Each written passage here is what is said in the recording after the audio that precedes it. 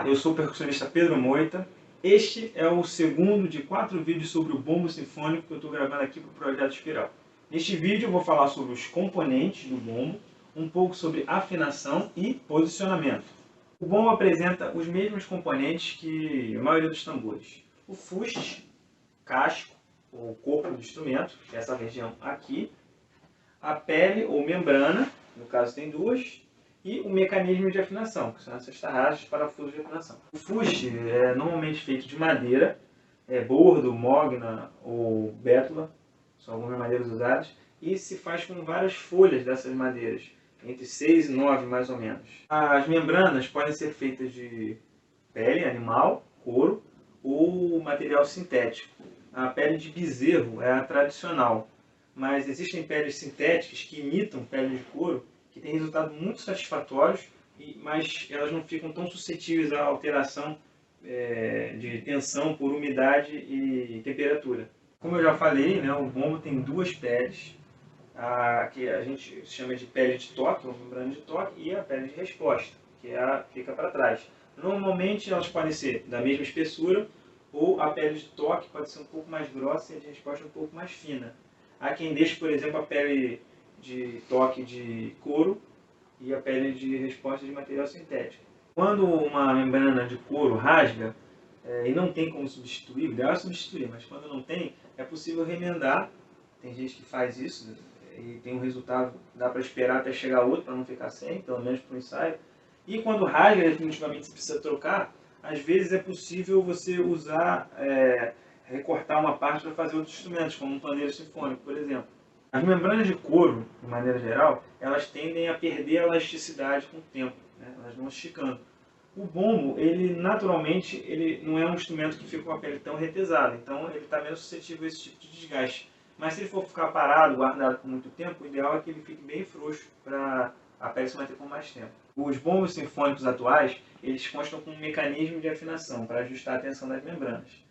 Os parafusos são presos no aro, essa parte aqui, ou no fuste, e eles empurram, quando a gente aperta, eles empurram o aro para baixo, né, para essa direção, transferem a força para o arquilho, que é essa parte onde se enrosca a membrana, e assim aperta a membrana.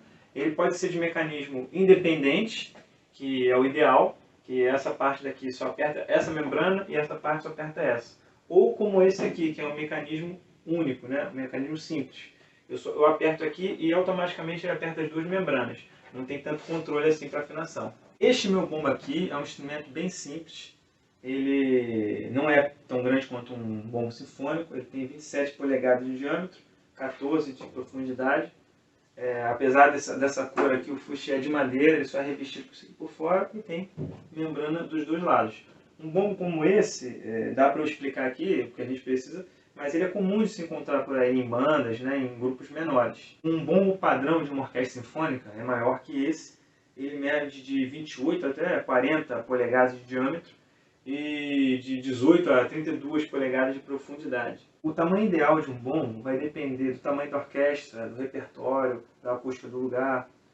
Mas, de uma maneira geral, uma orquestra com 60 músicos, um bombo com 32 polegadas por 16 de profundidade atende bem. Este bombo aqui está apoiado sobre um cavalete. Esse aqui é um modelo bem simples, em forma de V, que se fecha para facilitar na hora de transportar, feito de madeira, à mão mesmo, artesanalmente. Mas se vende um modelo industrializado deste mesmo modelo. É assim que os bombos mais antigos são pendurados, né, no cavalete, também chamado de estante de bombo. Esse tipo de estante, né, esse cavalete aqui, ele tem a facilidade de ser mais fácil de transportar, o bombo se separa, né? Mas tem a desvantagem de você não poder regular a inclinação dele. Aqui, o que eu fiz para dar essa inclinação foi usar uma madeirinha para botar aqui embaixo e entre ela, para não ficar fazendo ruído, eu botei umas espuminhas, assim ele fica solto, mais espumas abaixo. Mas isso vai depender do cavalete que você tem e é muito importante, se for fazer uma coisa parecida, se assegurar de que o bombo vai estar bem firme e que não vai cair quando você tocar, né? Nem a madeirinha vai cair. Os bombos mais sofisticados, que é muito normal já se encontrar, ele já vem com uma estante fixa. Aí essa estante vem com uma rodinha, já fixa nele, e essa rodinha facilita inclusive você movimentar o bombo no palco. Aí você precisa travar a rodinha quando ele estiver parado. Os bombos com estante fixa, essas estantes podem ser fixadas diretamente no fuste, ou então existem uns que elas são fixadas com uns elásticos que ficam no suporte externo. A vantagem desse modelo que fica preso em elástico é que o bombo fica todo livre. Então ele vibra livremente, fica com um grave mais forte. Mas é importante observar, se você for adquirir que alguns modelos dificultam você ter acesso à pedra de resposta. Isso tem que ser levado em consideração quando se for escolher um modelo. É importante que o bombo fique guardado, coberto por uma capa ou um pano grosso, para não ficar exposto ao tempo e pegar poeira. E quando for transportar, se for um bombo grande, é preciso ter um estojo rígido, ou se for um bombo como esse aqui, pequenininho, menorzinho, pode ser uma bolsa também pode ser uma bolsa como essa, mais móvel, que facilita também para transporte. Em tambores com som de altura indeterminada, o ajuste da tensão da membrana também se chama de afinação. É importante conferir a afinação do bombo sempre antes de ensaio e concerto, principalmente se a pele for de couro. Não existe uma definição absoluta sobre uma afinação de bombo. Fatores como a acústica do lugar, o repertório, podem influenciar na decisão. Uma pele mais apertada, por exemplo, pode ser mais indicado, mais adequado para passagens mais rápidas. Mas, de uma maneira geral, um som bem característico de bombo pode ser obtido ao se afinar a pele de toque o mais grave possível, desde que as notas não percam a sua sustentação normal. Antigamente, os bombos eram afinados por cordas. O Dies Irae, do Requiem de Verdi, de 1874, talvez tenha sido a primeira peça que alguém pediu uma mudança de bombo durante a música, durante o mesmo movimento, que é uma prática rara até hoje em dia. Nos bombos atuais, como eu já falei, a gente tem esse mecanismo de afinação. Ele pode ser apertado tem alguns modelos que tem borboletas, no caso aqui atrás tem, ou no caso como é o aqui da frente, precisa de uma chave. Para afinar, primeiro se procura igualar o som na parte da membrana em frente a cada parafuso. Você pega uma baqueta de madeira, pode ser uma baqueta de caixa ou o cabo de uma baqueta de bombo normal, e vai tocando para igualar. Você pode colocar a ponta dos dedos no centro para inibir esse som grave e facilitar identificar. Então você vai uma por uma, e é recomendado você afinar cruzado, por exemplo. Depois aqui. Porque se você começar, como qualquer membrana no fone, né? Se você começar sempre para um lado, pode correr o risco da pele toda ser repuxada para cá, e quando você for apertar aqui fica desigual. Então você começa aqui, depois aqui, por exemplo, e vai fazendo cruzado. Depois o mesmo procedimento é feito na pele de resposta para bombos que têm mecanismo de afinação independente. Depois de ajustar a tensão dos parafusos, você pode apertar mais um pouquinho ou menos para ver a afinação do instrumento. Pode-se afinar as duas peles com a mesma afinação, ou, mais normalmente, você deixa a pele de resposta um pouco mais aguda, que a pele de toque. Como esse daqui eu não tenho como ajustar, eu só posso apertar de um lado, então você aperta primeiro, ajusta a tensão, depois você vê qual é a que está soando mais grave e escolhe o lado. É importante também verificar se o bombo não tem nenhuma parte que está vibrando, sem querer, uma peça solta. Isso pode acontecer num transporte, por exemplo. Então é importante, se o instrumento for transportado, você, depois que ele estiver montado no lugar, você tocar, às vezes forte, chegar mais cedo, e avisar os colegas, de repente, que vai precisar tocar forte para ver se não está nada vibrando e tentar corrigir. Antes de começar o primeiro ensaio, é importante prestar atenção no posicionamento do bombo e em tudo que estiver relacionado a ele. Como o bombo normalmente toca muita coisa junto com os pratos, então o mais normal é que bombo e pratos, quem toca bombo e quem toca pratos, fiquem perto, juntos um do outro, para respirarem junto e tocarem ritmicamente precisos entre si. Isso também pode acontecer com os tímpanos, então vale a pena ficar num lugar onde se tem uma visão dos tímpanos e do timpanista, pelo menos periférica. Num repertório tradicional, que tenha bombo, tímpanos e pratos, por exemplo, o bombo pode ficar bem posicionado entre os tímpanos e os pratos. Mas quando não é possível, é melhor ficar junto com os pratos, normalmente. Muitas vezes o bombo também toca junto com os contrabaixos.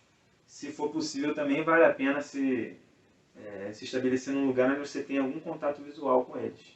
O bombo se toca em pé e de frente para o regente. É importante posicionar a estante de partitura num lugar onde você consiga ver o regente e o ponto de toque, ainda que seja com visão periférica. Você vai estar lendo aqui, então eu estou vendo os movimentos que acontecem ali e o meu movimento aqui, com visão periférica. O bombo normalmente é tocado um pouco inclinado, como esse aqui, ou na posição vertical. Mas às vezes é preciso tocar na posição horizontal. Nessa posição horizontal, quando ele é deitado, a membrana perde um pouco da sua ressonância normal, talvez pela maneira como a força da gravidade atua na membrana. Mas às vezes é preciso. Então, nesses casos, é preciso também pensar na posição do bombo no naipe e na posição da estante. Talvez seja preciso readequar. A mesa de baquetas também é importante que ela esteja perto do bombo e de uma maneira que fique fácil de você pegar, acessível às baquetas e que ela não atrapalhe, obviamente, o movimento para você tocar, nem com o risco de esbarrar. E outra coisa é a cadeira. Pode ser que você toque uma música só e fique em pé o tempo inteiro, mas talvez na hora do regente entrar e sair você precise sentar para ficar como orquestra sentada, ou mesmo é muito comum, dentro de uma mesma música você tem momentos de pausa que você não precisa ficar em pé o tempo inteiro. Então você vai sentar e nessa posição da cadeira tem que ficar num lugar que você consiga ler a parte e ver o regente. E o espaço entre a cadeira e o lugar onde você for tocar tem que estar livre, desimpedido, para você vir tranquilamente. Muitas vezes é válido também estipular o momento que você se levanta para tocar, o momento exato, e o momento depois que você volta a sentar. Pode ser que, se você se levantar num momento delicado da música, você pode chamar a atenção do público de maneira inapropriada e comprometer a apreciação da obra.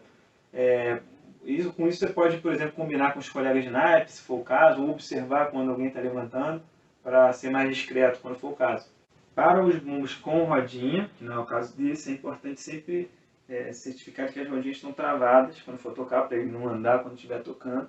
E também vale a pena ter segurança de tocar com o bombo para o outro lado, para quem é destro, com a mão esquerda, e principalmente para quem é canhoto com a mão direita, porque como é um instrumento grande, existe uma chance maior do canhoto ter que se adequar a essa maneira de tocar de destro. E assim eu termino este segundo vídeo sobre bombo sinfônico aqui no Projeto Espiral. Eu convido você a assistir ao terceiro vídeo, a continuação, no qual eu vou falar sobre baquetas, técnicas de percutir, pontos de toque e abafamentos.